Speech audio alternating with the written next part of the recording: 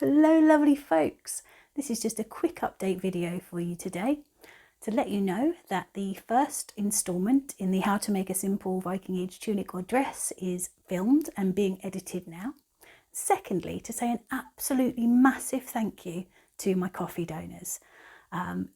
Yesterday we reached the point where I could order a brand new ring light, which is what I was really struggling with, as my old one was sellotaped to my camera stand and falling off in the middle of videos and driving me absolutely insane. And now I'm standing in front of this absolutely magnificent thing, and it's thanks to you guys.